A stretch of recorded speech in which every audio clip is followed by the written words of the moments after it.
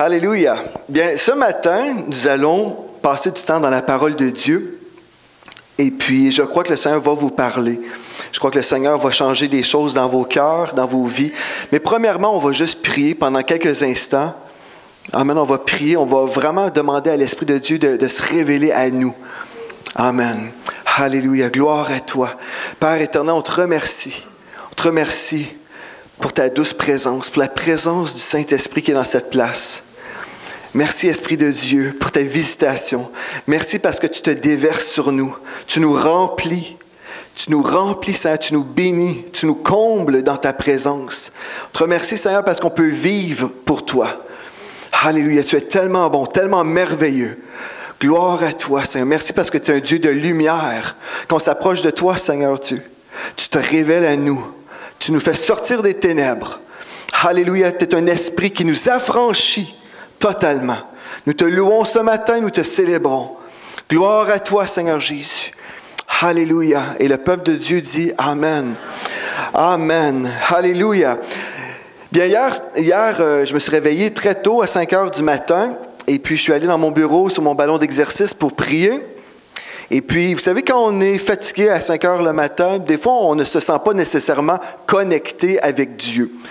Vous savez, des fois, on peut se fier à nos sentiments, dire « Ah, là, je ressens la présence de Dieu ». Il y a d'autres moments où on ne ressent rien, et on ne doit pas se laisser influencer par nos sentiments, parce que nos sentiments, n'est-ce pas? Parce qu'on peut se laisser influencé par nos feelings, nos sentiments. Et comme j'étais là, j'ai dit, Seigneur, je suis fatigué ce matin. J'ai dit, j'aimerais ça que tu me parles. Et tout de suite, le Seigneur m'a donné le titre pour ce message ce matin. Le titre, c'est « La faveur est sur ton manteau ». La faveur est sur ton manteau. Et comme je priais, j'ai commencé à prier. Et puis là, le Seigneur a commencé à me faire penser à Joseph. Et là, je pensais à l'histoire de Joseph dans la Bible. Pas Joseph et Marie, là, mais Joseph dans l'Ancien Testament, dans le livre de la Genèse.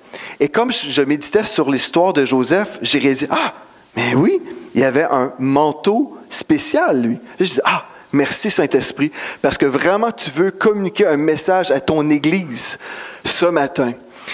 La faveur est sur ton manteau. Si vous portez un manteau ce matin, vous pouvez regarder comme ça et dire, il se trouve où là?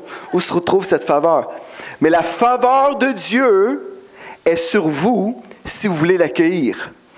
Et ce matin, on va passer du temps en parlant de la faveur surnaturelle qui est disponible pour chaque enfant de Dieu. Il y a un manteau dans le naturel que vous pouvez porter ce matin par coïncidence, je ne porte même pas un vrai manteau. Peut-être Dieu voulait illustrer une chose, une vérité biblique. J'ai été inspiré d'être plus décontracté ce matin. Peut-être c'est parce que je reviens de vacances. Peut-être pas. Mais il y a un manteau spirituel dans l'invisible que nous portons tous. Certains portent une sorte de manteau, ils ont reçu un don, un appel sur leur vie pour faire quelque chose de spécifique, et d'autres personnes ont reçu un autre type de manteau. Mais nous avons tous reçu quelque chose de la part de Dieu, parce que Dieu n'oublie personne. Dieu nous aime tous ce matin, et Dieu a des projets de paix et non de malheur pour chacun d'entre nous. Donc ça, c'est merveilleux. Mais la faveur de Dieu veut s'installer sur vous, sur votre manteau, le manteau qu'il a donné. On va commencer dans la parole de Dieu, dans le psaume 112. Vous allez dire, je pensais qu'on était pour voir l'histoire de Joseph. Mais on va voir l'histoire de Joseph, mais on va commencer premièrement avec ce texte-là, dans le psaume 112. Gloire à Dieu. Alléluia. Dans le psaume 112 et au verset 1 à 3, dans la Bible du Sommeur, il est écrit « Louez l'Éternel, heureux ou béni est l'homme qui craint l'Éternel et trouve un grand plaisir à ses commandements.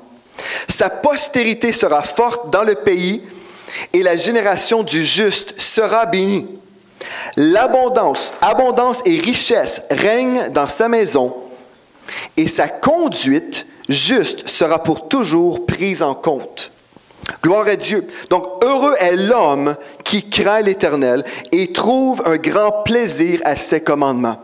Si vous aimez Dieu, vous aimez marcher dans l'obéissance, la Bible dit que vous serez heureux, ou une autre traduction dirait, vous serez bénis.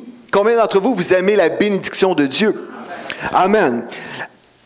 Au verset 3, « Abondance et richesse règnent dans sa maison et sa conduite juste sera pour toujours prise en compte. » Dieu va se rappeler de votre fidélité par rapport à votre conduite.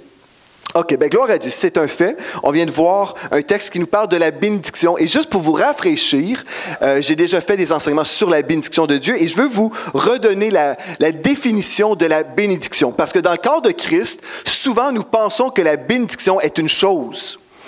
Par exemple, on peut dire « Ah, j'ai eu une nouvelle voiture, j'ai eu une bénédiction. » Et en fait, nous avons simplement vu la manifestation de la bénédiction. Il faut faire la différence entre la bénédiction qui est quelque chose de spirituel. Vous comprenez? La bénédiction, c'est quelque chose que vous recevez de Dieu. C'est un cadeau de Dieu, c'est quelque chose de spirituel qui vient dans votre vie et qui se manifeste de toutes sortes de façons différentes. Par exemple, mon épouse, c'est une bénédiction dans ma vie. Amen? Mais elle n'est pas la bénédiction dans ma vie. La bénédiction vient directement de Dieu. Dieu est ma bénédiction, Jésus est mon trésor, et ma femme est mon trésor aussi, là. Comprenez bien? Mais mon épouse, mes enfants, ma demeure, ma voiture, toutes ces choses-là sont des manifestations du fait que j'ai été béni de Dieu. Amen. Si vous êtes un enfant de Dieu, vous êtes béni. Mais il y a beaucoup de chrétiens qui aspirent à vivre la bénédiction, sont là, Seigneur, bénis-moi, ne réalisant pas qu'ils sont déjà bénis.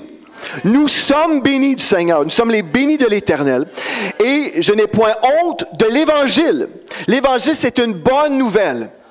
L'Évangile, c'est une bonne nouvelle. Donc, comme je vous prêche ce matin la bénédiction, je n'ai point honte de vous annoncer cette bonne nouvelle que Dieu nous a racheté de la malédiction pour nous bénir.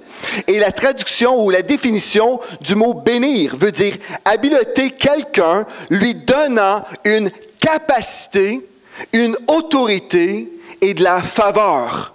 Donc, une capacité, une autorité et de la faveur. Être béni, donc, se traduit comme étant, ou se définit comme étant, être doté de puissance, d'autorité et de faveur. C'est des choses que vous voulez, n'est-ce pas? C'est des choses que Dieu veut pour vous. Et je vais vous prouver à partir de la parole de Dieu en allant dans Genèse. Dans le livre de la Genèse, on va aller au chapitre 37, Genèse 37, et au premier verset. Quand vous êtes là, vous pourrez dire Amen. Amen. Et la raison pour laquelle j'ai dit je n'ai point honte de parler de la bénédiction, c'est parce que la bénédiction se retrouve dans la parole de Dieu.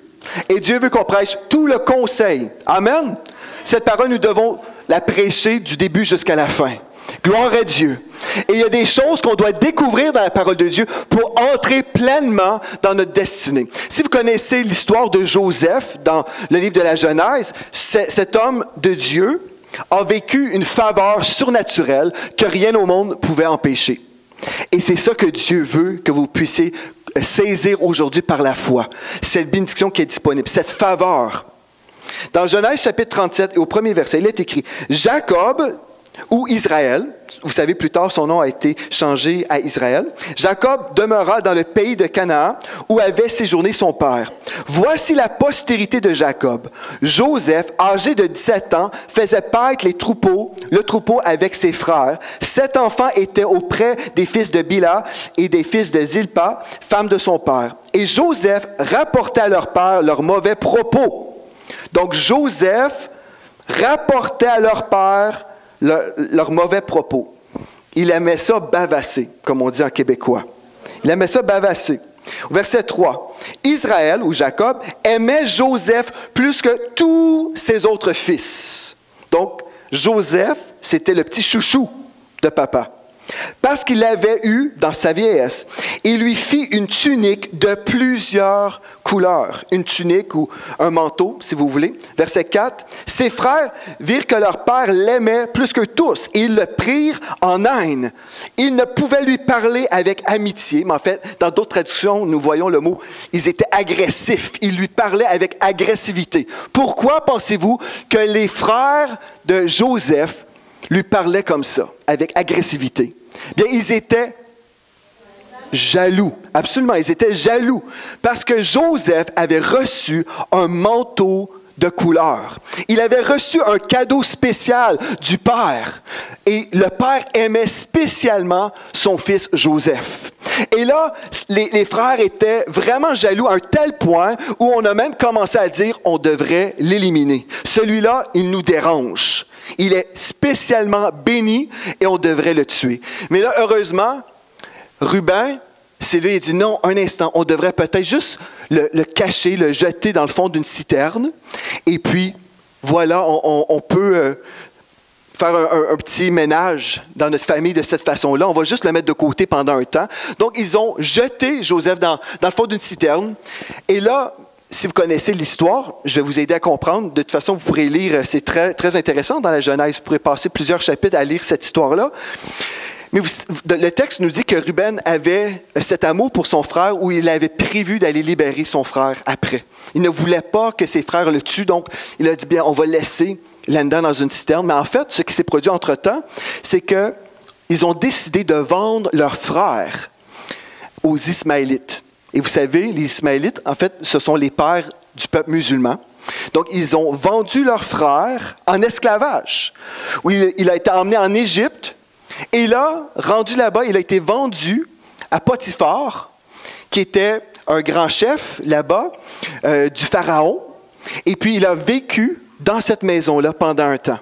Mais la Bible nous dit que la bénédiction était tellement sur Joseph, même s'il était vendu en tant qu'esclave, il était tellement béni, il avait une bénédiction sur sa tête. Alors, ce qui s'est produit pour Joseph, bien, il a été mis en charge de toute la maison. Il est devenu le chef de la maison.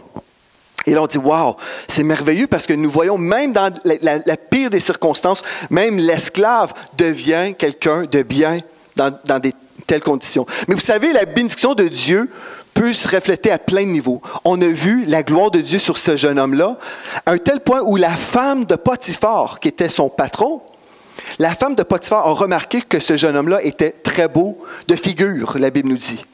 Et puis, elle a voulu l'emmener avec elle dans son lit. Vous connaissez peut-être l'histoire.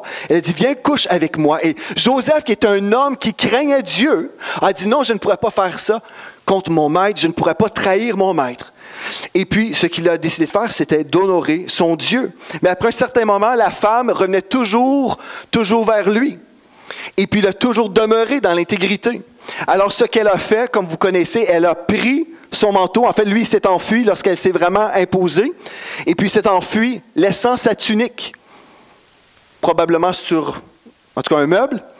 Et puis, finalement, cette femme, qui était une tentatrice, elle a déclaré aux travailleurs de la maison, aux domestiques, et finalement à son mari, Potiphar, ce jeune homme-là est venu pour me faire des avances. Il a essayé de me violer. Et puis là, comme vous connaissez l'histoire, il a finalement, Joseph s'est fait mettre en prison en tant que punition. Donc, il a été vendu en esclavage. Ensuite, Joseph est condamné parmi les prisonniers. On l'envoie en prison, faussement accusé. Si on se rappelle de son histoire au tout début de sa vie, lorsqu'il était très, très jeune, juste à l'âge de 17 ans, il avait reçu de Dieu des visions concernant son avenir. Il avait reçu, en fait, des songes où Dieu lui a parlé par des songes. Et puis là, il a commencé à raconter comment ses frères se prosternaient devant lui. Et quand vous savez que vos frères sont déjà jaloux à cause de vos vêtements que vous avez, si vous commencez à raconter des histoires en plus, comment « Ah, j'ai eu ce songe, et puis là, les étoiles du ciel, il y avait 11 étoiles, ou 10 étoiles plutôt. » Ou 11. 11 étoiles, non, 10 étoiles. Non, 11, d'autres. Non, 11 étoiles. Il y avait 11 étoiles, parce que lui, il fait partie des 12. Il y avait 11 étoiles qui se sont tous prosternés. Et en plus, il y avait le soleil et la lune qui se sont prosternés devant moi. Wow! Et là, on comprend que c'était Jacob et son épouse, et puis les frères qui se prosternaient. Et là, il racontait ces choses-là. Donc, vous voyez ce jeune homme-là, Joseph. Joseph, vendu en esclavage, ensuite emprisonné. Et on dirait, bien là, quand on est dans de telles situations, sûrement, on devrait être découragé et vraiment vivre notre dépression à fond, n'est-ce pas? Mais il y avait quelque chose sur la vie de Joseph. Il y avait une puissance, il y avait un manteau invisible, un manteau spirituel sur sa vie. Même si on l'avait dérobé de cette tunique que son père lui avait donnée, cette tunique de couleur, même si on avait taché cette tunique par le sang des animaux et on avait déchiré ses vêtements pour faire croire à son père qu'il était mort, malgré tout ça, il était encore revêtu, mais de quelque chose d'absolument spécial. C'était la bénédiction, la faveur de Dieu sur sa vie. N'est-ce pas merveilleux de savoir ça? Donc, Joseph se retrouve en prison et même dans la prison, l'onction sur sa vie ouvre une porte où il discerne des rêves, des songes. Et là, il attend 2 ans en prison. J'avoue, ça, c'est longtemps. Je ne sais pas si vous êtes déjà allé en prison. Moi, non. Juste en tant que visiteur pour prêcher. Mais si vous avez déjà fait de la prison, vous pouvez comprendre que 2 ans, c'est long quand même. N'est-ce pas? 2 ans à attendre. Et là, Joseph est en prison. Il donne l'interprétation de 2 rêves. Il a raison sur les 2 rêves. Et 2 ans plus tard, les chansons du roi est avec le pharaon. Et le pharaon a besoin de l'interprétation de son rêve. Et puis là, il se rappelle d'un seul coup, « Ah ben oui, il y avait ce jeune homme-là dans la prison il a bien interprété mon rêve, mon songe. Alors peut-être on pourrait faire appel à lui. » Et finalement, on fait appel à Joseph. On lui dit, « Écoute, tu vas te raser, là. On va te donner d'autres vêtements. On va te laver et tu vas bien te présenter devant le pharaon. » Et puis là, Joseph arrive devant le pharaon et il reçoit de Dieu l'interprétation du rêve. Et là, le pharaon est totalement impressionné parce que Dieu avait donné une stratégie à Joseph pour secourir l'Égypte. On sait déjà qu'il était pour avoir des années de bénédiction dans le pays, 7 ans de bénédiction et ensuite 7 ans de famine. Et puis Dieu avait donné une stratégie à Joseph pour qu'il puisse justement, protéger le pays de cette famine qui devait venir. Donc, il était pour faire des économies et puis mettre de côté le blé, toutes ces choses-là, la nourriture. Et puis, pendant la famine, Dieu était pour protéger le peuple. Et là, comme Joseph avait reçu de Dieu le sens, l'interprétation des 2 rêves du pharaon, ensuite, le pharaon a besoin d'avoir un chef, un premier ministre pour bien administrer cette révélation-là, tout ce qu'il devait faire pour cette tâche. Alors, il a dit, bien, je ne trouve personne en Égypte aussi sage que cet homme, Joseph. Donc, le roi, le pharaon, a donné sa bague à Joseph et a mis un collier autour de son cou. Joseph s'est retrouvé le premier ministre de l'Égypte. Il est passé de l'esclavage à un prisonnier à premier ministre. Gloire à Dieu. Il y avait quelque chose sur sa vie. Et nous connaissons la fin de l'histoire. Il a été le libérateur du peuple aussi. Dieu s'est puissamment servi de lui. Les songes qu'il avait vus, ces songes-là se sont réalisés. Ses frères sont venus devant lui des années plus tard. Ils se sont prosternés. Ils avaient besoin d'acheter cette nourriture pour survivre. Et puis ses frères se sont prosternés. Plus tard, c'est une belle histoire. Vous pourrez voir comment Joseph a été ému, touché. Il a aimé ses frères. Il a pardonné ses frères. Et Dieu s'est puissamment servi de lui. Et tout ça, parmi tout ça, Joseph n'était pas amer. Il a pardonné. Il a compris que Dieu avait un plan malgré l'épreuve. C'était en fait Dieu sur sa vie, la bénédiction de Dieu était sur sa vie qu'il avait dirigée. Je ne dis pas que chaque jour de sa vie était orchestré à ce niveau-là, parce que l'ennemi des fois fait des choses contre nous et nous sommes parfois dans des situations difficiles. Mais nous savons que ultimement, c'était la main de Dieu qui l'avait emmené à ce poste. Il est devenu le premier ministre de l'Égypte. Et on dit, bien, gloire à Dieu, c'est merveilleux. Et aujourd'hui, si nous pouvons comprendre que nous avons tous reçu de Dieu la bénédiction et que cette bénédiction ne peut pas être stoppée d'aucune façon. J'ai entendu parler d'une prison aux États-Unis où ils ont décidé de se repentir, où les prisonniers se sont repentis et puis ils ont commencé à prêcher Jésus dans la prison. Et ils ont fondé des églises dans la prison. Un réveil s'est installé dans la prison. Et puis, toute la prison, on peut savoir qu'il y a habituellement des crimes qui se poursuivent dans les prisons, n'est-ce pas? Et là, ce qui s'est produit là-bas, c'est qu'il y a eu tellement un réveil, ils ont même démarré une radio chrétienne dans les prisons. Et puis, ils ont dit, les responsables ont dit, on n'a plus de problème, là. Les gens sont tous chrétiens, ils vont à l'église tous les jours, sont très fidèles, et puis ils font une école biblique dans la prison. Parce qu'il n'y a rien au monde qui peut empêcher la bénédiction de Dieu. On peut vous placer derrière des barreaux, mais la bénédiction sur votre vie ne peut pas vous empêcher d'être béni. La bénédiction de Dieu est surnaturelle. On peut enlever vos beaux vêtements, mais si vous avez le revêtement du Seigneur, si vous avez ce manteau invisible de Dieu, que les gens ne peuvent pas voir avec leurs yeux naturels, mais ils peuvent ressentir dans le monde de l'esprit. Vous pouvez juste arriver, rentrer dans une salle, et les gens vont ressentir qu'il y a un changement dans le climat spirituel parce que vous venez d'arriver, parce que vous êtes bénis de Dieu. C'est vrai ça. Amen. C'est glorieux. Quand vous êtes bénis de Dieu, Dieu va ouvrir des portes pour vous. Gloire à Dieu. Je me souviens, écoutez, cette histoire-là, je vous raconte des choses que je n'avais pas prévues, là. Mais je me souviens, quand j'étais plus jeune, je me suis dit, je vais aller au conservatoire pour étudier la musique. Ça, c'était avant de vivre plein d'autres choses, comme vous connaissez mon témoignage. J'ai dit, je vais aller au conservatoire, je vais étudier en musique pour devenir chanteur. Et puis, mon père est si gentil, il vient me reconduire avec ma mère à Montréal. Je me présente au conservatoire. Je venais de graduer du secondaire. Et puis, j'ai dit, bien, bonjour, je m'en viens m'inscrire. Et puis, on dit, OK, tu as fait tes 3 années de cégep? Non, je pensais qu'on pouvait juste s'inscrire. Non, c'est pas comme ça que ça fonctionne. Va faire tes études et peut-être on va te choisir. J'ai dit, OK. Et là, je suis rentré dans la voiture, j'ai dit à mes parents, j'ai dit, finalement, c'est pas aussi simple que je pensais. On doit passer des tests, on doit être choisi. Et là, mon père m'a dit une chose que je me suis toujours rappelée. Il a dit, toi, Joël, tu n'as pas besoin de l'école. Tu as la faveur de Dieu. Ceci dit, je ne veux pas dénigrer l'école. Comprenez bien ce que je veux dire. Mais il m'a dit ces paroles-là. Il dit, toi, tu n'as pas besoin de ça. Tu n'as pas besoin de cette école-là parce que tu as la faveur de Dieu sur ta vie. Je me suis rappelé de ça. C'est vrai. Je suis béni de Dieu.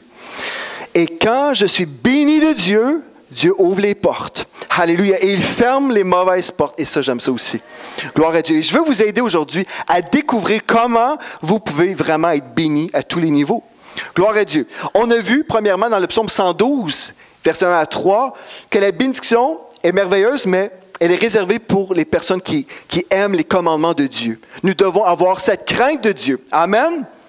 Gloire à Dieu. Si nous avons la crainte de Dieu, nous allons honorer le Seigneur dans notre vie. Et si nous honorons le Seigneur, la bénédiction de Dieu va nous accompagner partout. Il va ouvrir des portes pour nous. Concernant Joseph, par exemple, si on étudie la bénédiction dans la vie de Joseph, on a voulu lui enlever son manteau physique, mais ses frères ne pouvaient pas lui enlever son manteau spirituel.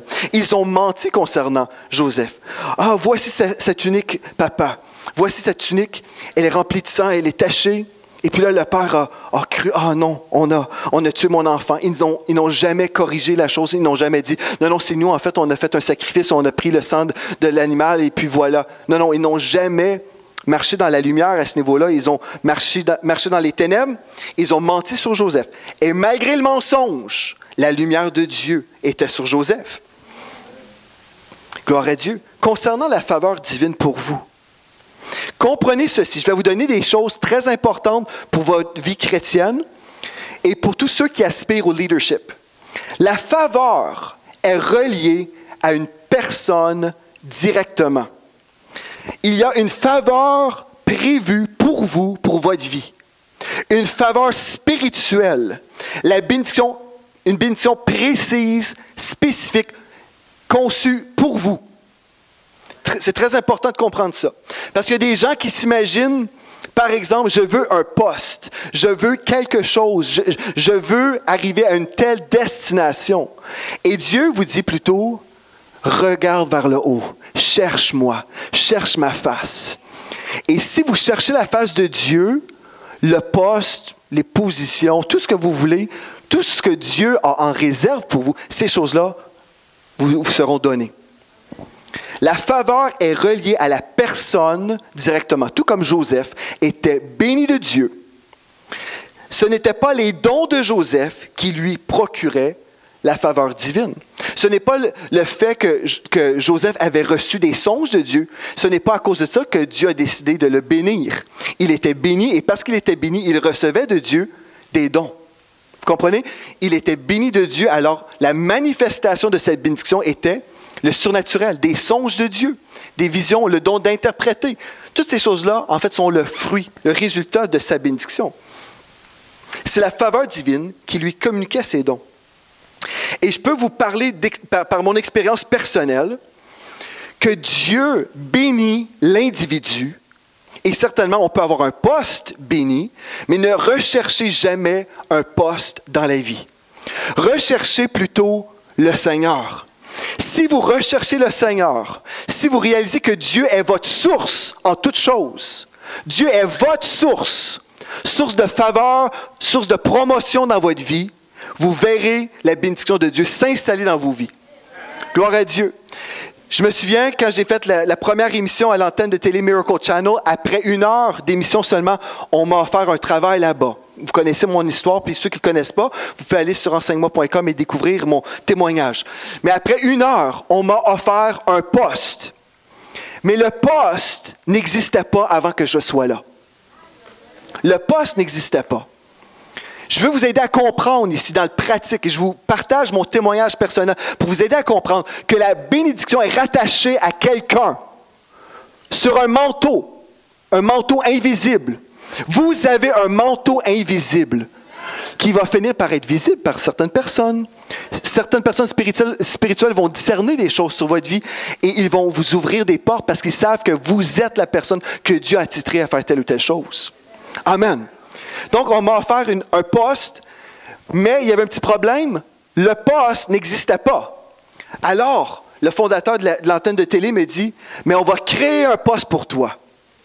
Tu prêches et tu pourrais devenir notre directeur du marketing et des promotions. Est-ce que tu acceptes? On va t'envoyer, tu iras prêcher et tu vas parler de la station de TV et tu deviendras notre directeur du marketing. Ah oui, pas de problème. On a créé un poste pour ma personne. Dieu a un poste pour votre vie. Et quand vous êtes dans l'appel de Dieu, on va créer votre poste juste pour vous. Gloire à Dieu. Il ne faut jamais aspirer à vivre telle ou telle chose. Aspirez juste Jésus, le Saint-Esprit. Je veux vivre la présence de Dieu. Je veux vivre juste pour lui. Je veux juste vivre pour lui. Si je vis pour lui, Dieu connaît notre cœur et puis il dit, OK, toi, là, tu es totalement engagé envers moi. Ce que je vais faire maintenant, je vais te créer un poste. Je vais faire ceci, je vais te faire cela pour toi, pour que tu puisses me servir pleinement. Gloire à Dieu. C'est merveilleux et c'est ça que Dieu veut. Il veut des personnes abandonnées. Et je sais que plusieurs d'entre vous, vous êtes abandonnés. Vous dites, Seigneur, je vais le faire. Je vais faire ce que tu veux que je fasse. Donc, on a créé ce poste-là pour moi. Et puis, étant le directeur du marketing, là, il y a un des vice-présidents qui est passé à mon bureau. Il a dit, OK, Joël, on va faire une exposition en Californie et puis on va présenter l'antenne de télé dans cette expo-là. Il va y avoir TBN, toutes les stations chrétiennes, les maisons d'édition chrétiennes, les stations de radio, tout ça. Là, il y avait des milliers de personnes sur le plancher là-bas en Californie. Il dit, je te donne un budget. Nous, les vice-présidents, nous te donnons un budget de 100 000 $ pour organiser notre kiosque. Bon, trouvez-vous que 100 000 $ comme première responsabilité à l'antenne de télévision, trouvez-vous que c'est quand même un bon montant? Moi, j'arrive là, j'avais 27 ans, assis dans mon bureau. Ce vice-président arrive, il me donne un dossier. Budget 100 000, organise-toi. C'est comme... Et là, on se dit, mais comment faire? Et là, j'avais un livre, ça d'épais, là, pour me dire comment répondre, comment remplir des documents pour entrer aux États-Unis avec notre kiosque. Et savez-vous comment j'aime l'administration, surtout au niveau du gouvernement?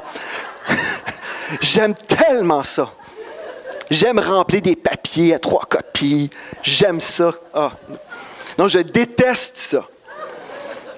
Mais là, on m'a donné ce dossier, gentiment, un petit sourire. Here you go, $100,000 budget. Vas-y. Et là, je suis comme, OK. Mais là, si on dépend de nos connaissances, de nos qualifications, est-ce que j'avais les compétences Spirituellement, oui. Humainement, non. Je n'avais pas les compétences. Est-ce que j'étais qualifié en tant que directeur du marketing? Non. J'avais travaillé pour la commission scolaire avant de travailler au Miracle Channel. J'enseignais la religion. C'était l'école du dimanche que j'enseignais. Puis c'était merveilleux. J'étais très bien payé pour faire l'école du dimanche. J'ai bien aimé ça. Mais je n'étais pas qualifié. Je n'étais pas du tout qualifié pour faire ce que ces gens-là me demandaient de faire. Et puis j'ai dit, OK, mais la bénédiction de Dieu est disponible. Elle est là. Donc j'ai organisé ce kiosque. J'ai travaillé avec des hommes et des femmes de Dieu qui sont à la télévision. Et là, je devais même diriger des personnes. Et là, le président dit, OK, Joel, explain to everybody. Explique à tout le monde ce qu'ils doivent faire. Là. J'ai 27 ans, là, je connais ces grandes personnalités-là. Je suis comme un petit peu impressionné. Mais je l'ai fait. Après, le résultat, et c'est un travail d'équipe. Certainement, c'est un travail d'équipe. Il y avait 65 employés à l'époque. Ensuite, après cette expo, des productions de Miracle Channel sont allées aux États-Unis et ensuite en Australie. On a vu la bénédiction de Dieu qui a continué à toucher des vies. Gloire à Dieu. Mais là, c'était la bénédiction sur ma vie et sur la bénédiction des vies de cette équipe. Ben, c'est toujours comme ça. Hein? Dieu travaille et il déverse sa bénédiction pour un but. Toujours pour un but. Et le but, c'était de rejoindre les gens avec l'évangile de Jésus qui sauve encore. Gloire à Dieu. Alléluia. Mais il y a des gens qui vont croire, et je veux vous aider à comprendre ceci, là. C'est très important ce que je vous dis. Je vous raconte le témoignage, j'ai dit à ma femme, j'hésite un petit peu de raconter ça parce que les gens peuvent croire toutes sortes de choses, des fois interpréter mal mon cœur. Mon cœur, c'est de vous illustrer que la bénédiction est spirituelle, elle est invisible, mais elle est vraie. Cette bénédiction existe vraiment sur votre vie. Elle est disponible pour vous, mais si vous pensez, si vous croyez comme la majorité des chrétiens, on doit travailler dur et on doit travailler fort.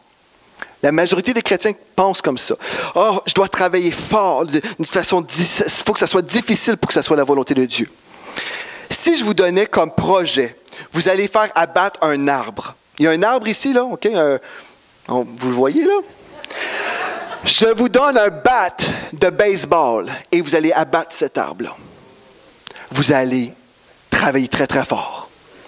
Et vous allez comme ça.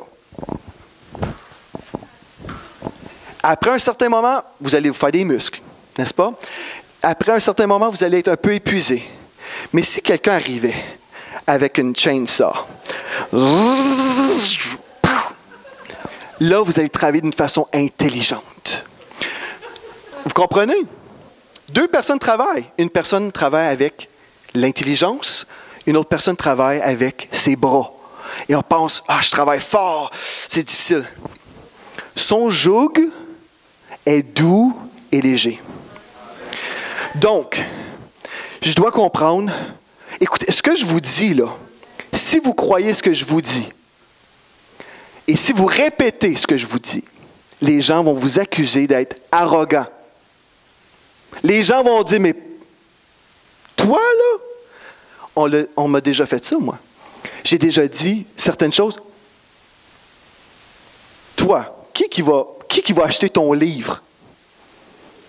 Toi, là, il n'y a personne qui va t'écouter. Tu vas devoir avoir les cheveux gris avant que les gens t'écoutent, avant que tu puisses influencer quelqu'un. Et ça, c'est un pasteur qui m'a dit ça. Quand tu auras les cheveux gris et blancs, là, les gens vont t'écouter. J'en ai un petit peu.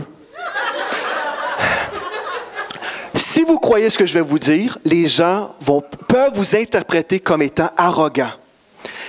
Mais si vous comprenez ceci, que ce n'est pas vous, c'est lui qui vous qualifie. C'est lui, et c'est une bénédiction surnaturelle qui vient sur votre naturel, et c'est lui qui vous qualifie. C'est lui qui vous propulse dans votre destinée. La bénédiction de Dieu, c'est dont vous avez besoin. La bénédiction qui vient sur rien. Mais à cause de lui, on devient quelqu'un. À cause de lui et de sa bénédiction sur nos vies, on peut faire des grandes choses. Avec lui, nous ferons des exploits. Amen. Gloire à Dieu. Alléluia. Et là, quand la faveur de Dieu s'installe dans votre vie, vous verrez qu'elle va se manifester à plein de niveaux. Il y a quelque temps, au début de l'Église, le ministère de Kenneth Copeland nous a contactés, au tout début. Et puis, ils ont dit, bonjour, avez-vous besoin d'aide? Est-ce que les choses vont bien pour vous?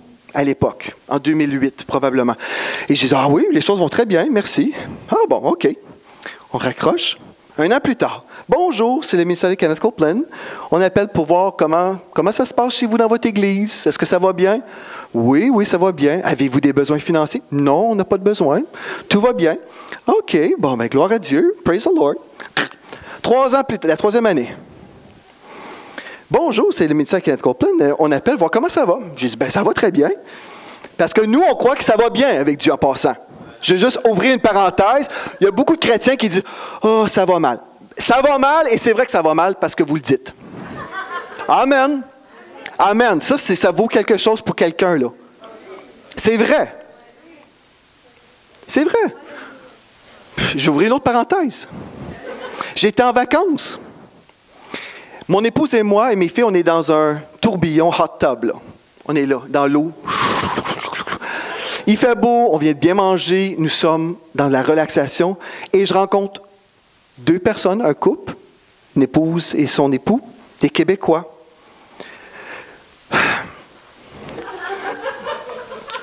Je peux vous dire, c'était déjà un lieu tellement béni, tellement merveilleux. Et là, on dit, ah, vous aimez bien votre voyage? Ouais. Je me souviens même plus les autres paroles, c'était tellement, ouais. C'est différent, c'était ça la parole. C'est différent. Je me suis dit, on est en vacances, là, on est super bénis, puis encore une fois, il y a du monde qui chiale. Encore une fois, il y a des gens qui sont pas contents. Là, mon épouse me fait un petit sourire.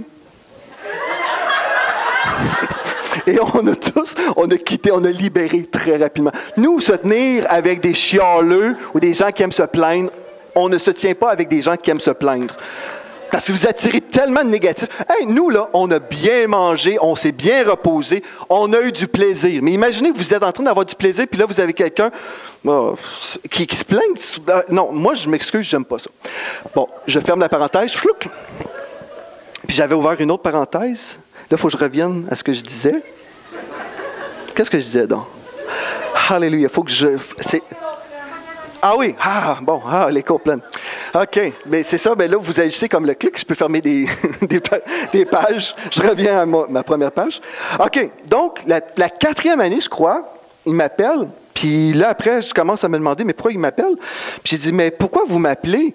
Ben, on te suit depuis que tu étais au Miracle Channel. Voyez-vous la bénédiction de Dieu qui était là à l'époque? On te suit depuis ce temps-là, et puis, on veut voir, on cherche toujours des bons terrains où nous pouvons semer de notre argent pour bénir l'œuvre de Dieu.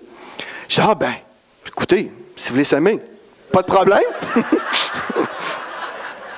Donc, ils ont commencé à semer. Je dis, merci Seigneur, gloire à Dieu. Ils ont semé la première année, 2e année, ils ont renouvelé, après que j'ai dit oui, là. Et après, j'ai dit à ma femme, au mois de janvier, le Seigneur me dit, ils vont doubler cette année. Ils ont doublé cette année-là. Après, ils ont doublé encore. Gloire à Dieu. Est-ce que j'ai appelé quelqu'un pour dire, excusez, on fait tellement dur ici au Québec qu'on arrache? La bénédiction qui était disponible pour moi en Alberta, elle était disponible au Québec. C'est la présence de Dieu, une capacité que Dieu vous donne pour prospérer. Ici, je ne parle pas d'un évangile bonbon.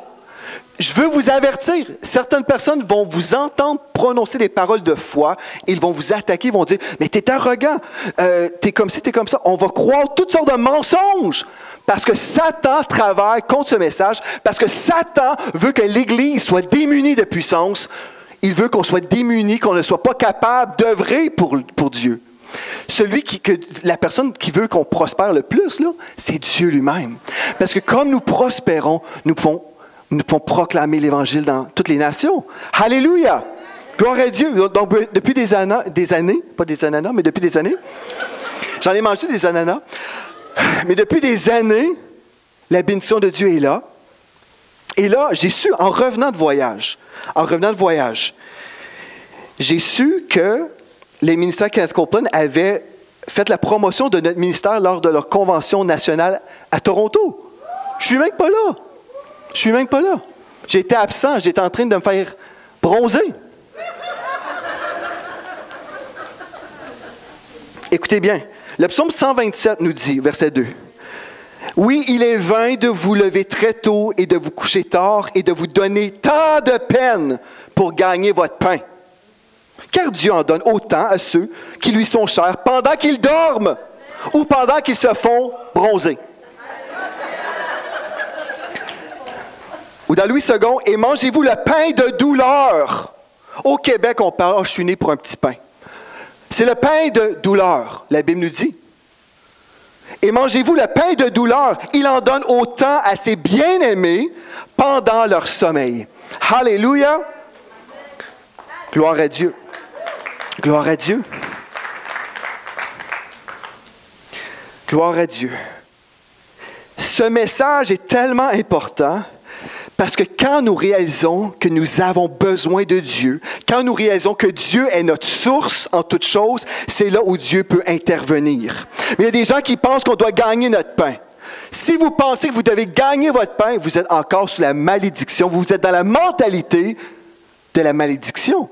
Je ne gagne pas mon pain. Dieu me donne du pain à manger. Alléluia. Et c'est la même chose pour vous. Si vous travaillez pour gagner votre pain, le pain est votre boss, votre patron. Moi, là, je dis gloire à Dieu, je ne travaille pas pour l'Église de la victoire. Vous ne savez pas ça? Je pensais que... Non, je ne travaille pas pour l'Église de la victoire, je travaille pour Jésus. Je ne travaille pas pour Vie de foi, enseigne-moi. Non, je travaille pour Jésus. J'ai travaillé pour Jésus avant même, en Alberta. Je ne travaillais pas pour Miracle Channel, même si j'étais un employé. Je travaillais pour Jésus. Et quand Jésus a dit, maintenant, tu vas aller au Québec. Bien là, le nom change, mais le royaume de Dieu demeure pareil. Alléluia. Et Dieu demeure ma source en toutes choses. Dieu veut donner votre source. Si vous dites, ah, mais moi, j'ai ma réalité, voici ce que je gagne, voici ma réalité, arrêtez de regarder à votre réalité. Regardez plus haut. C'est plus encourageant. Alléluia, c'est plus encourageant. Regardez plus haut et dites, Seigneur, tu es ma source en toutes choses. Votre réalité peut vous dire, il manque. Au ciel, il ne manque rien. Au ciel, il ne manque rien. Dites, Seigneur, j'ai besoin. Je vais vous donner un autre témoignage. Quand on était au début de l'Église, il manquait 780 $ pendant le temps des fêtes. Je ne sais pas pourquoi, mais le monde, je pense, avait mangé leur dîme pour les cadeaux, hein? Dans le temps de Noël. Et là, j'ai dit, Seigneur, il nous manque 780 $, mais c'est toi la source de cette Église. Tu ne m'as pas appelé à ramasser des fonds. Savez-vous ça? Moi, là, je ne suis pas appelé à ramasser des fonds. Quand on fait les dîmes et les offrandes, avez-vous remarqué qu'on n'est pas là en train de vous dire « On arrache ». Premièrement, on n'arrache pas. Alléluia! On n'arrachera jamais. Deuxièmement, Dieu ne m'appelle pas à faire ça. C'est pas ça mon appel. Mon appel, c'est de vous prêcher la parole de Dieu. Les principes de Dieu, vous faites ce que vous voulez. Si vous voulez mettre en pratique les principes de Dieu, vous verrez ce que Dieu va faire. Il va honorer sa parole. Amen. Mais là, j'ai dit, Seigneur, je te remets ce déficit parce que c'est pas le mien, c'est ton Église, c'est pas mon Église, c'est ton Église, Seigneur. Et puis là, je suis allé manger, puis c'est un couple chrétien qui nous recevait d'une autre Église. Ils ont dit, le Seigneur nous a mis à cœur de faire un don dans votre Église, 780 $. Voyez-vous, si on prend sur nous un joug qui n'est pas nôtre, et Dieu va dire, ben écoute, tu ne me fais pas confiance. Mais si on peut faire confiance à Dieu et être dans le repos, on entre dans le repos, puis on dit, Seigneur, merci parce que tu prends soin de nous. Alléluia, tu prends soin de tous nos besoins, selon ta richesse avec gloire. Alléluia, je sais que le message que je prêche dérange les esprits religieux. Ce message dérange les esprits religieux. Alléluia. Mon cœur, ce n'est pas de déranger le monde. Mais je veux tellement vous déranger que vous allez commencer à croire que Joseph ne s'est pas rendu en tant que premier ministre de l'Égypte parce qu'il a manipulé du monde. Il y en a des gens, il faut que tu fasses ci, il faut que tu fasses ça. Il faut donner la main d'une certaine façon. On voit toutes sortes de choses dans le corps de Christ. Vous devez faire ceci, vous devez faire cela, manipuler les gens. Non, Joseph était un esclave dans la prison. Et Dieu n'avait pas oublié son homme. Dieu n'avait pas oublié Joseph, même si les chansons l'avaient oublié lui. Dieu se rappelait de son homme. Et là, Dieu a dit, maintenant, il va devenir le premier ministre de l'Égypte. Pourquoi? Il craignait Dieu et la bénédiction de Dieu était sur sa tête. La faveur de Dieu était sur son manteau. Certains d'entre vous, vous avez sur votre manteau des choses qu'on a écrites, des étiquettes. Là. On a dit « loser »,« perdant ». Et vous marchez toute votre vie écrasé comme ça parce que vous portez un manteau de mensonges. Échec, échec. Et vous croyez comme ça. Et les choses ne vont pas bien dans votre vie parce que vous croyez que votre manteau vous identifie comme échec. Enlevez ce manteau de mensonges et soyez revêtus du manteau que Dieu a déclaré sur vous. Béni de Dieu. Béni, c'est beaucoup mieux. Béni de Dieu. Je suis béni de Dieu. Et quand les gens m'ont dit au tout début de l'Église, vous allez en arracher, tout le monde passe par là. Jamais, au nom de Jésus, on n'est jamais passé par là. Jamais, parce que la bénédiction de Dieu opère dans notre vie. La bénédiction de Dieu opère dans vos vies. Mais vous dites, mais j'ai jamais entendu parler de ça, mais t'es quelle espèce de pasteur? Je vous dis ce que la Bible dit. Mais vous dites, oui, mais regarde, Joseph a quand même passé par des épreuves. Absolument, je n'ai jamais dit que si vous êtes béni, que vous ne vivrez jamais d'épreuves. Avez-vous entendu? Regardez, je vais vous prouver. Dans mes notes, là. Non. Vous voyez, vous lisez mes notes, là? Ce n'est pas écrit ici que vous ne vivrez pas d'épreuves. Mais dans l'épreuve, la bénédiction demeure sur vous. Dans l'épreuve, dans la prison, Dieu fera de vous la tête et non la queue. Toujours en haut et jamais en bas. Même en prison. Mais là, il faut être assez radical pour croire des choses semblables. Absolument. Absolument. Je suis toujours en haut. Jamais en bas. La tête, jamais la queue. Alléluia. Non, mais ça t'arrive. Savez-vous ce qu'on m'a dit récemment? Écoutez bien. À 2 reprises, dans l'espace de 2 semaines, toi, tu vis telle chose, c'est parce que tu es un businessman. On m'a dit ça récemment. Je dis, moi, un businessman? Pouf. Vraiment pas. Je suis vraiment pas businessman. Ah, mais toi, c'est spécial. Puis il y a quelqu'un qui m'a dit, ben toi, je t'ai toujours vu. Mais toi, tu es béni, là, c'est parce que tu as eu une bonne famille. Tu vois, c'est ça. Toi, tu es entouré de bonnes personnes. C'est pour ça que la vie va bien pour toi. Ben, je dis merci Seigneur pour ma belle famille. Mais je connais des gens avec des belles familles qui ne vivent pas ce que je vis. La bénédiction est la raison qu'on peut vivre ce qu'on vit. Et la bénédiction, c'est Dieu qui vous donne la capacité, qui vous donne l'autorité, qui vous donne la faveur. C'est ça la bénédiction. Les gens vont réduire la bénédiction à l'argent. L'argent, c'est une manifestation, tout simplement. Vous comprenez? Le manteau que Joseph portait, c'était une manifestation de la bénédiction paternelle. Mais en fait, vous savez, si on écoute avec des oreilles perverties, là, il y a des gens qui entendent tout ce que je viens de dire, là, ils viennent de rien comprendre. Je vais vous le dire tout de suite. Là. Il y a des gens, un matin, il a prêché. Il y a des gens, on dit, là, je dis, bonjour. Il m'a insulté. Soyez bénis. Ah, il m'a maudit. Peu importe ce qu'on peut dire, il y a des gens qui vont tout tordre ce qu'on dit. Avez-vous compris ce que j'ai dit là? La bénédiction, ce n'est pas l'argent. Je n'ai pas prêché sur l'argent ce matin. Alléluia! La bénédiction, c'est une capacité surnaturelle de Dieu. Si vous avez besoin de l'argent, bien Dieu va vous donner cet argent-là. Gloire à Dieu. Mais si vous n'avez pas besoin d'argent, si vous dites « Oh Seigneur, on a besoin d'une caméra, on a besoin de, je ne sais pas, des crayons pour l'école du dimanche. Oh Seigneur, on est dans l'intercession pour des crayons. » Alléluia! Oh, Crayola, Crayola. On prie. Peut-être que vous n'avez pas besoin d'avoir les 20$ pour acheter les crayons. Peut-être si quelqu'un vous dit « Hey, j'ai à cœur de semer dans votre école du dimanche des crayons. » Bien, c'est ça que vous avez besoin. Est-ce que vous me suivez? La bénédiction, c'est quelque chose que vous pouvez porter comme un manteau. C'est invisible, mais il va y avoir une manifestation. Et des fois, les gens ne comprennent pas. Ils pensent que bénédiction égale manifestation de cette chose-là. Puis là, on est tout mélangé. OK, là, si vous étiez mélangé comme ça, là, redémélangez-vous. Et là, ce que je viens de dire, c'est pas ça, là. Amen? Je ne prêche pas l'argent, je prêche que Dieu est notre source en toutes choses. Alléluia! OK. Et si vous dites, ben moi, ça va toujours mal, vous pouvez changer le disque qui tourne. Ça va mal, ça va mal, ça va mal, ça va mal. Vous vous retournez, ça va bien, ça va bien, ça va bien. Oui, mais ça va mal. Commencez à déclarer que ça va bien. Au nom de Jésus, cette chose-là négative, bien, au nom de Jésus, Jésus est notre provision. Mon Dieu est plus grand que cette épreuve. Mon Dieu est plus grand. Est-ce qu'on a fermé mon micro parce que je trouve pentecôtiste? Est-ce que mon Dieu est inférieur à ce problème? Non!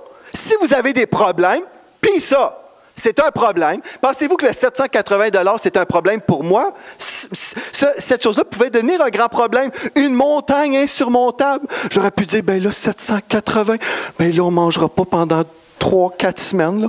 On va aller à, je ne sais pas où, là, on va aller faire de la rue, puis on va ouvrir un sac, là, puis là, les gens vont mettre des canettes de conserve, puis là peut-être on devrait avoir des personnes qui vont vivre dans notre maison.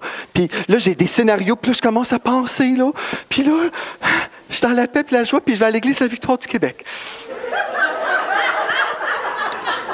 En passant, là, ce n'est pas le fait de venir à l'Église de la Victoire du Québec qui fait en sorte que vous êtes Québécois ou dans la victoire. Savez-vous ce qui fait la différence? Vous faites un auditeur oublieux, tout ce que je viens de dire, ça vient de faire. Là, allez rattraper ce que vous avez entendu et remettez ça, comme ça. Mettez vraiment que ça reste là. Puis dites au diable, I can't hear you, I can't hear you.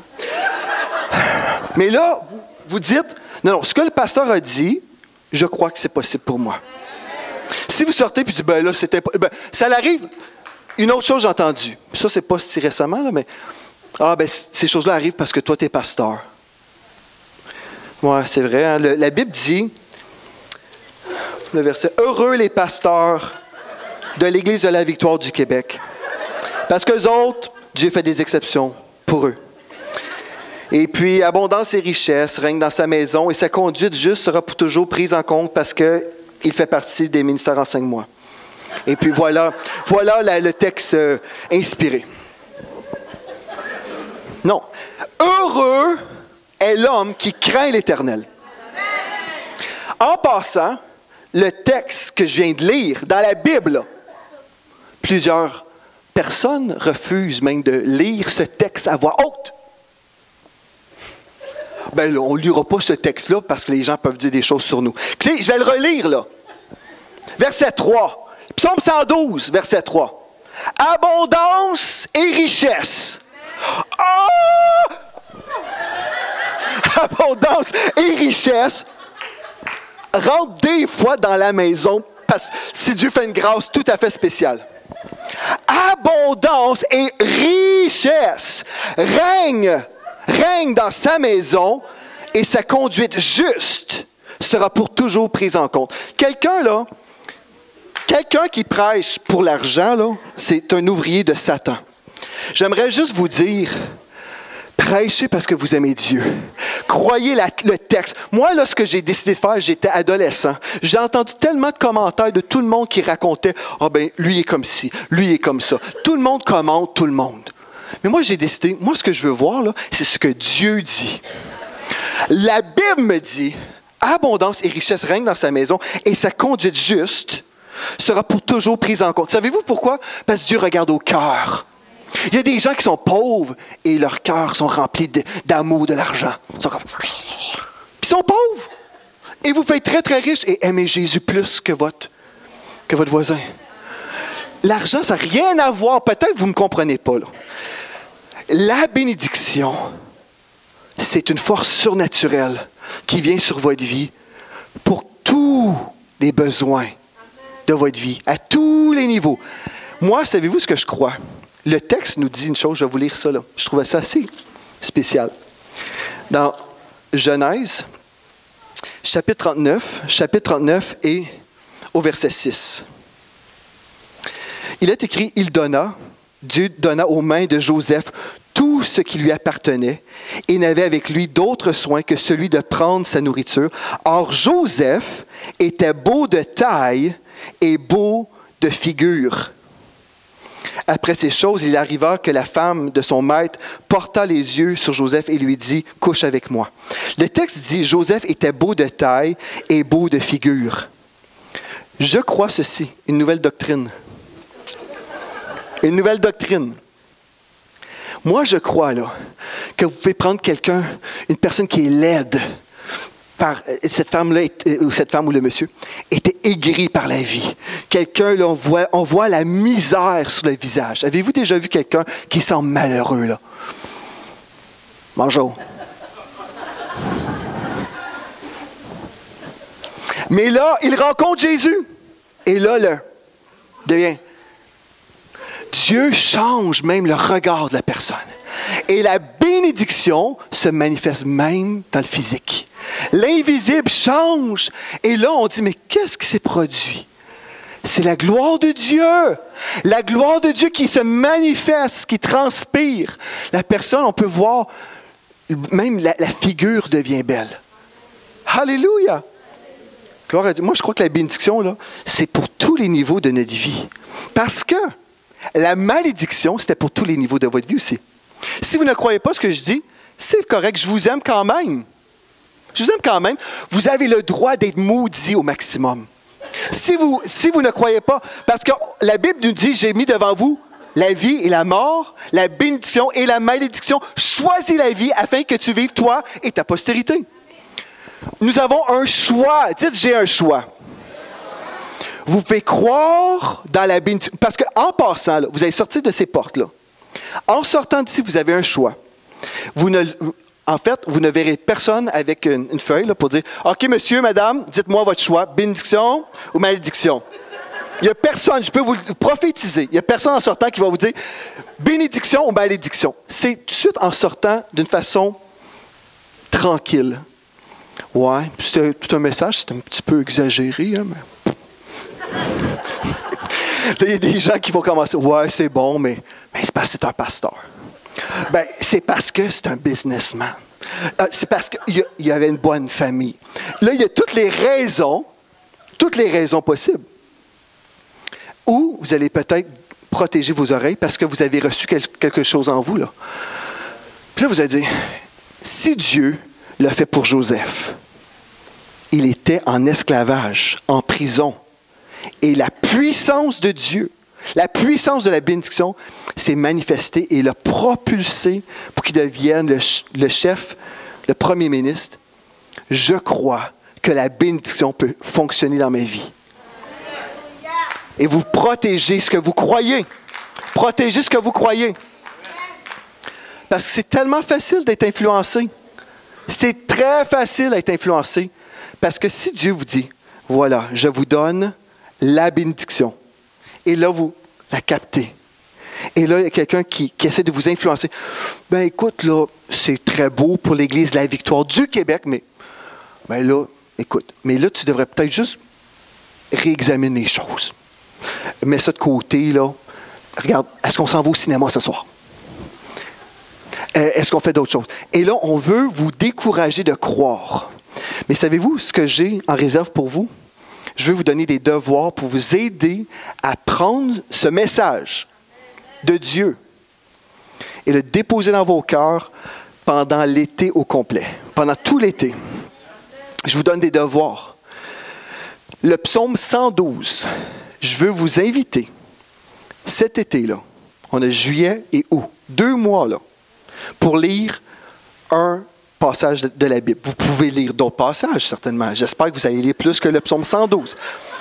Mais le psaume 112, je veux vous encourager, tous les jours, lisez le psaume 112. Et là, vous demandez au Saint-Esprit de vous révéler la vérité du psaume 112. Verset après verset. Et là, vous allez vous asseoir et mastiquer le psaume 112. À la fin de l'été, là, quelqu'un va vous dire, ben là, des fois, Dieu veut qu'on soit malade comme un chien. Des fois, Dieu veut qu'on soit pauvre comme, je sais pas trop, pauvre comme Job, mais Dieu l'a béni 2 fois plus après. Là. Mais bref, vous pouvez établir la parole de Dieu dans vos cœurs. Parce que des fois, là, on est là dans une réunion. Oh, amen, hallelujah, oh yes, praise the Lord. Et là, après, vous sortez, tout de suite, vous rencontrez quelqu'un qui n'est pas fondé dans la parole de Dieu, qui va vous donner son opinion. Son opinion. Puis ça, ton opinion ne change rien dans ma vie en passant. C'est vrai, ça. Je termine bientôt par la grâce de Dieu. Je me rappelle, là, avant, j'écoutais quelqu'un qui prêchait, et puis là, il critiquait ceux qui prêchaient tel message. « Ah, oh, ils sont comme ci, ils sont comme ça, ils sont comme ci, ils sont comme ça. » Et là, il donnait son opinion. Puis là, j'écoutais, puis j'étais un petit peu comme... J'avais ce genre de malaise. Je me suis dit, mais pourquoi il parle toujours contre les gens qui prêchent telle ou telle chose? J'ai été tellement dérangé que je suis allé écouter l'autre. Et puis là, au lieu d'avoir opinion, il prêchait parole de Dieu, parole. Et puis il lisait la parole de Dieu, la parole de foi, la parole de Dieu, la parole de foi. Et là, j'ai dit, mais finalement, l'autre me disait toujours qu'il était tout croche, lui. Mais finalement, lui, le tout croche, il est tout droit, là. C'est la parole de Dieu que j'entends. J'entends la parole. Et c'est ça que je veux vivre, moi. La parole de Dieu. C'est ça qui change vos vies. Vous pouvez dire, je suis en désaccord avec le pasteur Joel Spinks. Ça, vous avez le droit d'être en désaccord avec moi. Mais si vous êtes un enfant de Dieu, vous n'avez pas le droit d'être en désaccord avec le psaume 112, verset 3. Vous n'avez pas le droit si vous êtes un enfant de Dieu. Alléluia. Je vais inviter l'équipe de la louange parce que j'ai déjà dit que j'arrêtais de prêcher bientôt. Puis le fait que je les invite vous donne l'impression que je vais arrêter de prêcher. Alléluia. OK, je termine vraiment dans quelques secondes et des minutes. Mais je termine bientôt. Êtes-vous toujours avec moi? Je vous donne juste des conseils de leadership en terminant, et puis vous pouvez dire Amen si vous croyez. Ne perdez pas votre manteau. Amen. À l'école, des fois, nos enfants perdent leur manteau. Puis là, il faut écrire le nom à l'intérieur pour le retrouver. Ne perdez pas votre manteau. Dieu vous a donné un manteau de bénédiction. Il y a des jaloux dans ce monde. Ne parlez pas trop. Ne révélez pas les rêves de Dieu avant le temps. Comme Joseph, lui, a manqué de sagesse. Il a trop parlé. Vous pouvez parler dans votre maison. Oh, je suis le béni de l'Éternel. Hallelujah. Oh! Puis là, vous êtes avec des gens tout dépressifs, là. Peut-être que vous allez vouloir limiter ça un peu. Puis vous pouvez encourager les gens. Mais s'il y a des gens qui aiment être victimes, avez-vous déjà rencontré des gens qui aiment être une victime? Oh, j'en ai rencontré dans ma vie.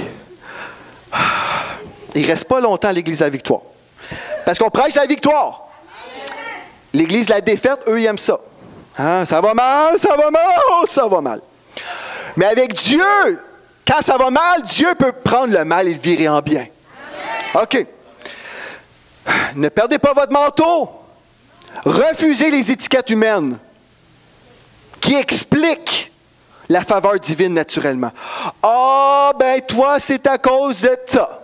Ah, là, garde-le pour toi. Refusez de manipuler ou d'être manipulé. Ah, je vais arrêter là parce que je vais dire trop d'affaires. Ah non, je vais arrêter. Vraiment, je vais me faire trop haïr, là. Oh, alléluia. Vous m'aimez quand même? OK, gloire à Dieu. OK, on va se lever. Ne perdez pas votre manteau. Gloire à Dieu. Vous avez dit, mais c'était quoi le message ce matin à l'Église de la Victoire? Ben, ne perdez pas votre manteau. C'est un message pour les enfants du primaire. Hein? Ne perdez pas votre manteau. Ne perdez pas votre tuque. Ne perdez pas vos mitaines. Ne perdez rien de ce que Dieu en réserve pour vous. Alléluia. Ne perdez pas vos bottes. Ne perdez pas vos pantalons de ski. Oh, alléluia. Gardez tout ce que Dieu vous donne. Ne laissez personne vous voler. Donc, les devoirs que je vous ai donnés, c'est le psaume quoi? 95? 112. Oh, 112. Combien de temps qu'on va faire ça? Tout l'été. Le mois? Non, tout l'été. Oh, il y en a qui comprennent mal. Donc, juillet, août. Non, septembre, on commence. Juillet et août. Passez les 2 mois, là. Tous les jours. C'est pas obligé. Mais si vous voulez, là, on va passer comme... Chaque jour, on va lire le texte. On dit, Saint-Esprit, révèle la bénédiction dans ma vie. Révèle-toi à moi, Esprit de Dieu. Et après 2 mois, là, vous allez être convaincus, puis vous allez être établis. Alléluia. Est-ce qu'on peut louer le Seigneur ensemble? Amen. de gloire en gloire, tu m'emmènes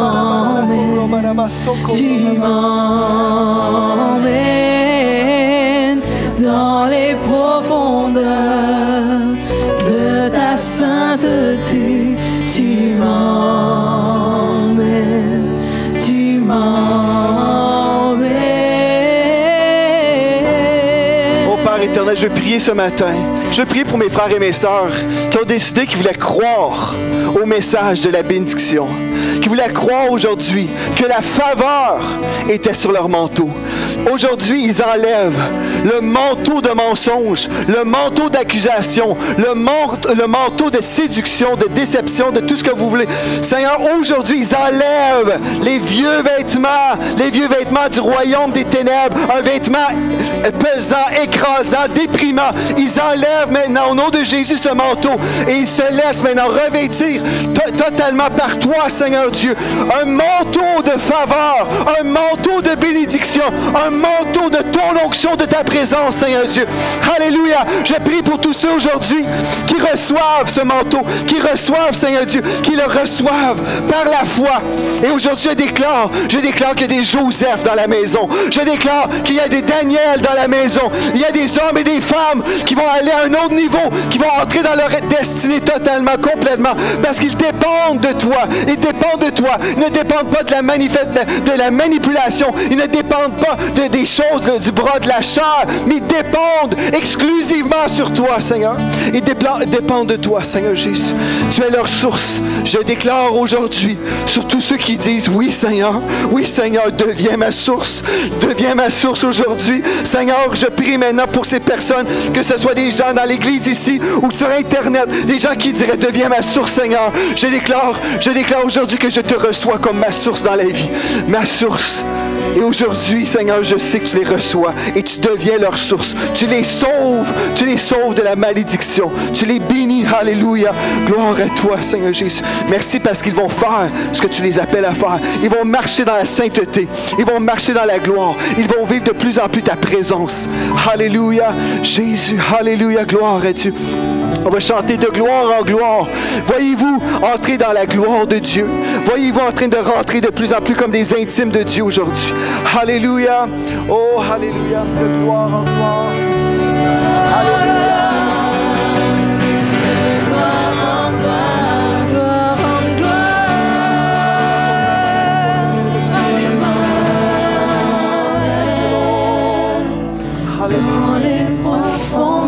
Dans les profondeurs de ta sainteté, tu m'emmènes. Alléluia, Jésus.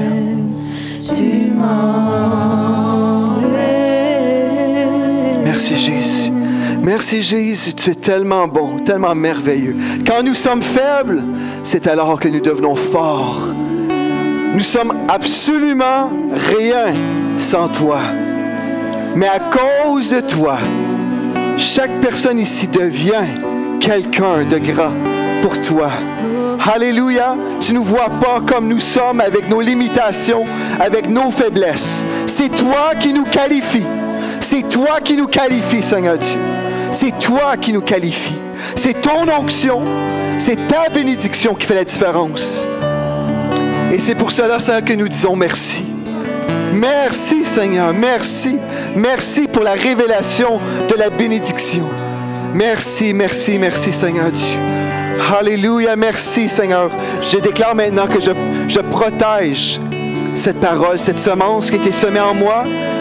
Je déclare aujourd'hui maintenant le sang de Jésus sur mes oreilles, la protection divine. Ce message est le mien. Tu l'as révélé. Tu me l'as révélé. Et je garde précieusement ce message. Je déclare qu'il n'y a aucun démon de l'enfer qui peut me voler, qui peut me dérober de mon manteau. Il n'y a aucun démon de l'enfer qui peut me dérober de ce manteau de faveur sur ma vie. Aucun démon de l'enfer. Aucun démon. Et je suis revêtu de ton onction, de ta bénédiction. Et j'ai trouvé mon repos en toi. Alléluia, Seigneur Dieu. Gloire à Dieu. Amen. Alléluia. Êtes-vous content d'être sauvé? Amen. Alléluia. Soyez bénis. On peut applaudir, acclamer le Seigneur Jésus. Tu es tellement bon. Alléluia. Gloire à Dieu. ben vous êtes tous resplendissants. Gloire à Dieu. Amen. Partez bénis, revenez bénis, soyez bénis. Amen.